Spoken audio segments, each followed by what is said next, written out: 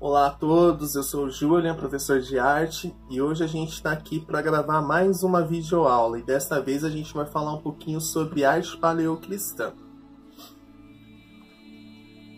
Arte paleocristã, o que é arte paleocristã, professor? Arte paleocristã, se a gente for ver o termo paleo vem de paleolítico primitivo, né? Então foi a fase primitiva do cristianismo, onde tudo começou, né? As representativas através de códigos, de símbolos, desenho entrando, a arte entrando em cena aí novamente dentro desse contexto. E a arte paleocristã, ela surge bem na Idade Média, gente, né? Então, se a gente pega a nossa linha do tempo, início, meio e fim, a gente está no meio, no zero, Jesus Cristo, ok? Então, para a gente falar de arte paleocristã, a gente tem que ter esse foco na Idade Média, tudo bem? O que estava acontecendo, gente, no período no início aí de todos os acontecimentos? A gente tinha o Império Romano, porém, o Império Romano acabou matando Jesus Cristo. Ou seja, Jesus Cristo foi condenado à morte, e aí eles acabaram matando Jesus Cristo. Porém, Cristo, se a gente for ver Cristo nos dias de hoje, ele é um dos maiores seguidores do mundo, né? Ele conseguiu reunir o maior número de fiéis possíveis. E o que acontece, gente? A partir do momento que você tira algo do povo e não repõe, as consequências, elas vêm. E aí, o imperador, naquela época, proibiu o cristianismo, né, no Império Romano. A gente tem essa imagem aqui, eu escrevi solo, que é a parte superior, e na parte inferior, subsolo. Por que o imperador proibiu o cristianismo na Idade Média, no Império Romano, né? Justamente pelo fato de ter ganhado uma grande proporções de números de fiéis naquela época. E as pessoas meio que começaram a reclamar, a questionar. Então o que ele fez? Ele fez um decreto onde, se pegasse a pessoa falando de Cristo ou pregando aí o cristianismo, eram condenados à morte. E aí o negócio ficou um pouco tenso. Por quê? Quem era cristão naquela época tinha aquela necessidade de se expressar, de marcar as reuniões, de pregar, né? Jesus Cristo, ele fez diversos milagres. Ele deixou um legado de uma história maravilhosa para o mundo, né? E de repente você ser punido de não falar de Cristo é a mesma coisa que fechar todas as igrejas e você se vira. E aí, se vira aí, você não vai ter aquela pessoa para te orientar, para te mostrar como que era na época, os milagres, quem foi Deus, foram os apóstolos, entre outros fatores. E aí os cristãos naquela época do Império Romano começaram a ficar preocupados, porém eles começaram a ter ideias, eles começaram a pensar formas, recursos, onde que a gente pode, como que a gente pode fazer para resolver essa situação. A gente precisa falar um pouco de Deus e tal. E aí o que acontece? O Império Romano já estava proibido. Se os soldados pegassem alguém falando de Cristo, era preso e, dependendo da situação, condenado até à morte. O negócio ficou bem complicado naquela época. E aí os cristãos resolveram partir para um lugar, o subsolo, ou seja, para as catacumbas. Gente, olha que muito louco. O que é catacumba, professor? Catacumba, vamos pensar no cemitério. A gente tem um cemitério, porém o cemitério ele é meio que superficial, ele faz parte do nosso solo, né? E as catacumbas é o subsolo. As pessoas eram enterradas debaixo da terra, só que de uma forma mais organizada, em gavetas. E aí, tendo em vista esse lugar ser um lugar escuro, triste, que eram só um lugar de depósito de corpos, vamos se dizer assim, era um lugar que as pessoas não tinham frequência de ir, né? E aí os cristãos começaram a pensar o quê? Perfeito, é um lugar que se a gente vir para cá se organizar e começar a marcar nossas reuniões, vai dar certo. Porque é um lugar escuro, às vezes um lugar que não tem um cheiro muito agradável, mas eles começaram a organizar tudo isso. Começaram ali a organizar ambientes cômodos para que as reuniões cristãs começassem a ganhar sentido novamente, né? E o que acontece, gente? A gente tem a imagem aqui do sol, a gente vê o imperador, o império, os soldados, a morte de Cristo, e a gente tem aqui exemplos da catacumba e as reuniões secretas. Essa palavra secreta é bem importante porque se você fosse pego falando de Cristo ou de religião no solo, ferrou, você poderia ser preso. E foi aí que começou a surgir os desenhos, os códigos, o papel fundamental da arte ainda nesse período tão importante para a história. Ou seja, eu vou dar um exemplo aqui. Se eu sou um cristão na época e eu quero saber se aquela pessoa também é uma cristã, ou se eu sou responsável pelo meu culto lá, pela organização, e eu quero falar para as pessoas, divulgar que hoje vai ter encontro, um exemplo de um desenho muito conhecido na época era esse aqui. Eu vou usar um programa. Então eu vou pegar aqui o meu lápis. Imagina só, eu tô lá andando com a minha varinha, meu cajado, e de repente eu avistei um grupo de pessoas. E eu vou fazer um simples gesto aqui, perto dessas pessoas. E a comunicação secreta, a gente fez vários códigos através dos desenhos. Se eu fiz o primeiro arco e aquele grupo de pessoas entendeu qual que era a mensagem, eles vinham aqui, ó, e faziam o mesmo desenho. Ou seja, muitos devem estar vendo isso e estão se identificando. Ou seja, o símbolo do peixe, gente. E o símbolo do peixe naquela época significava Jesus Cristo. Olha que muito louco isso. Olha o papel da arte, né, ganhando dimensões aqui nesse período tão importante. Ou seja, gente, outro desenho muito utilizado na época era as âncoras, a cruz. Então eu chegava aqui, tava lá, vi um grupinho, vamos lá, eu preciso avisar eles que hoje vai ter reunião. Eu vim aqui, fazia o meu primeiro risco. Se o grupo entendeu o risco, eles vinham aqui, ó, faziam a cruz. Ok. E aí, se de repente eles desconfiassem que tinha alguém ali meio que suspeito, algum dedo duro, eles rapidamente faziam aqui um símbolo para falar de âncora, falar de outro assunto, gente. Então é muito louco essa ideia de você usar os desenhos ao favor da divulgação, da propagação das suas reuniões cristãs. Ou seja, vamos voltar aqui. Bom, códigos, desenhos, né? Então a arte ela já ganhou espaço aqui. Eu estou mostrando aqui para vocês mais ou menos para vocês entenderem como que funcionavam as catacumbas. Então, olha a altura dessas paredes. Isso são imagens lá de Roma, ok? Esses lugares, hoje em dia, as pessoas frequentam esses lugares, né? Tem iluminação, luz artificial, porém, naquela época era tudo muito escuro. Então, as pessoas só conseguiam ir para as reuniões com velas, com iluminação. E a gente consegue ver a altura dessas paredes, as gavetas onde ficavam os corpos das pessoas, entre outros fatores. Tudo bem até aqui, gente? Ok. Bom, chegou a parte aqui a parte mais esperada, vamos se dizer. O que acontece, gente? Por que o papel da arte fundamental nesse período? Porque nem todos tinham acesso à leitura, à educação, né? Tinham muitas pessoas leigas naquela época. E eles compreendiam muitas coisas através do desenho. Eles não sabiam escrever, mas sabiam desenhar, ok?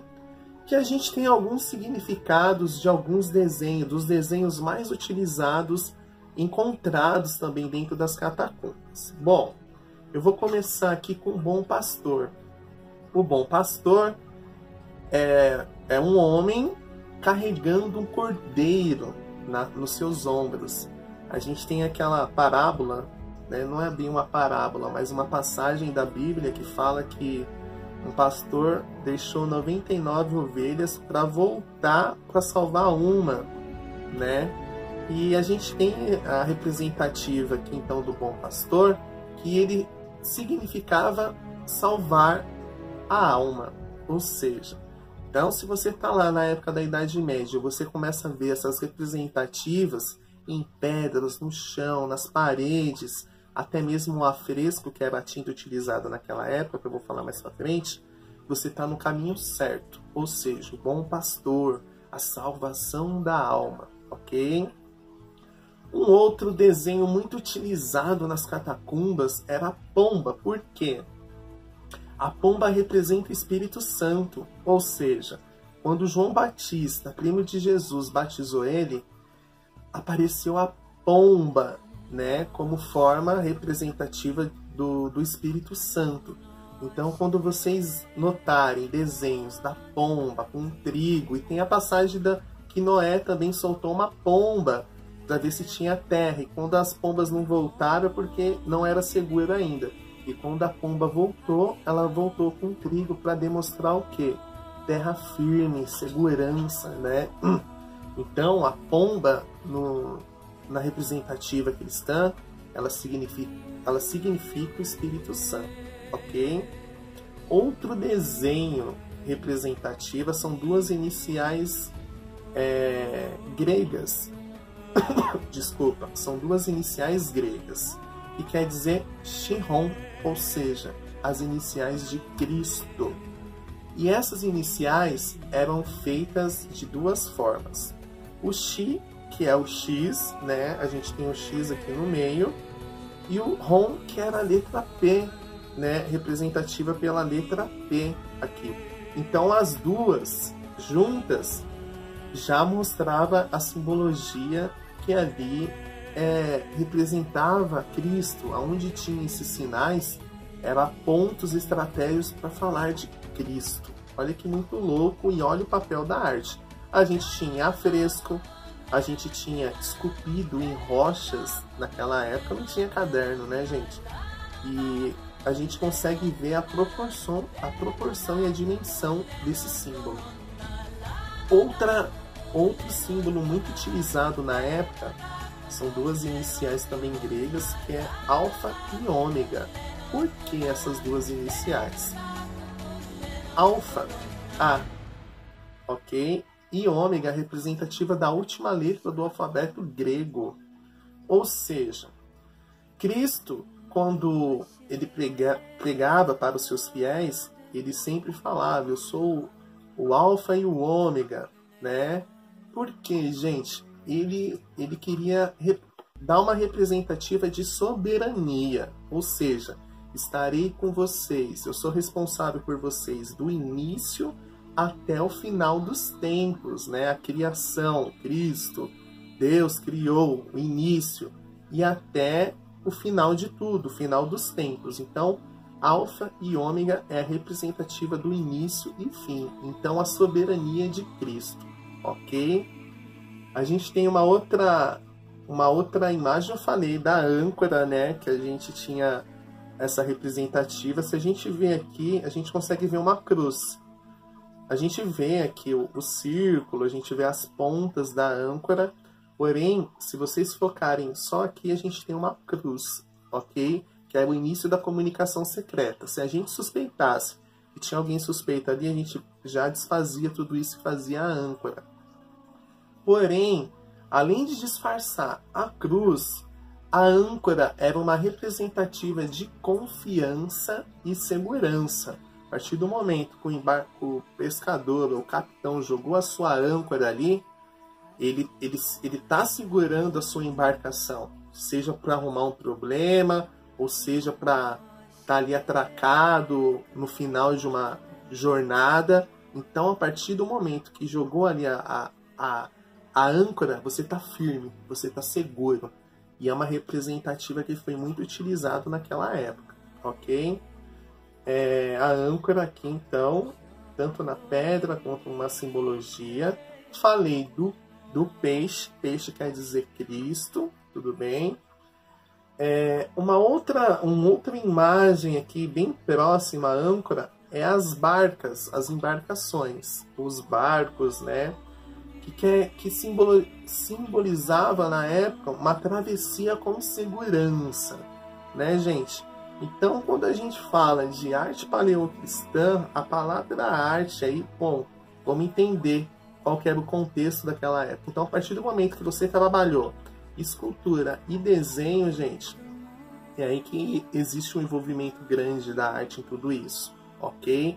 Então, uma boa parte quando fala de religião, a gente vai ver muito disso pela frente. A arte, ela está bem presente, desde a construção da arquitetura, das representativas lá dentro, entre outros. Tudo bem?